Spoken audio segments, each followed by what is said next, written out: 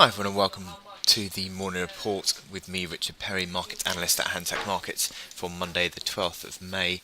The handover that European trading has had has been fairly positive actually, and you've seen gains this morning on the euro, sterling, and also some of the commodity currencies as well. So there's been a decent reaction over the weekend to the vote in Donetsk on the independence that resoundingly came in favour of that independence vote, but the vote was deemed illegal by Kiev, the US, and also the EU.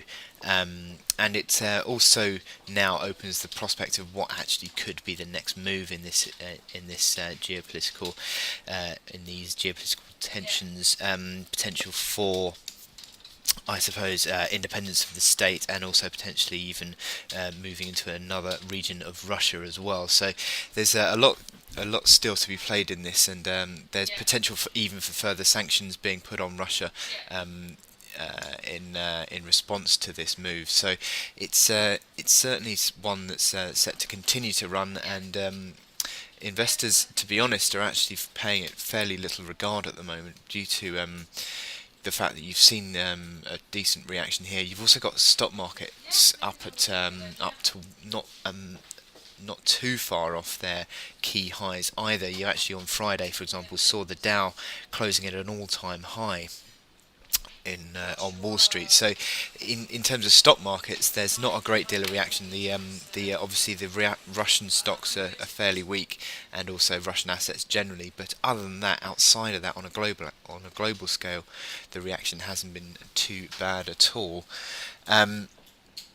If you look at, for example, dollar index has pulled up, but the VIX is the main one. It's back down towards its lows, and it's sort of challenging these key lows, and that would suggest that there's a certain amount of, I mean, perhaps you'd call it complacency, but I think it's just the fact that there's low volatility around those situations. So it's not a huge amount of issues that have been tagged towards the Ukrainian tensions at the moment, certainly stock market wise. In terms of currencies today, we had that dollar recovery on Friday, which sharp move higher, but it's just come off slightly in the early hours of trading today, as euro and sterling have pulled higher, but the dollar is up against the yen, and looks to be moving towards a challenge of that 102 key big figure level. So it'll be interesting to see how that plans out. But certainly at the moment, risk appetite remains fairly decent going into today. There's no real economic data that's going to drive these markets today, so perhaps once again it'll be moving on the Ukraine story today.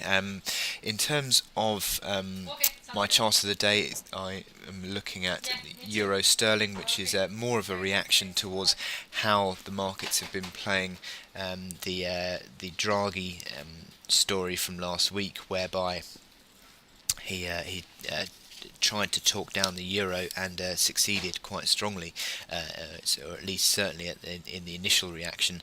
You've had euro sterling break down once more. That had been trading sideways for about 3 weeks.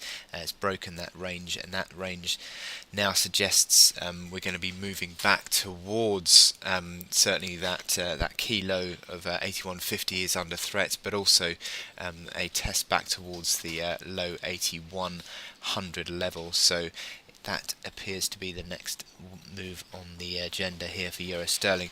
It is slightly, looking at the intraday picture, it is slightly showing a bullish divergence actually in near term on the MACD lines and also stochastics, and that may induce a bit of a technical rally, but I think that anything around this old breakdown level of 81.85 I think should be seen as a chance to sell, because I think you've got all these intraday moving averages falling down now, and I think that would suggest that downside pressure is continuing to grow. You've also seen in reaction early today that the euro has broken down once more. The key support 81.54 has been broken, and that certainly suggests that the downside pressure is there. So I think any sort of rally that we see on euro sterling should be used as a chance to sell for move back towards 8100. Okay, well, I wish you good luck in your trading on euro sterling today and anything you do end up trading. So I will speak to you later. Thank you.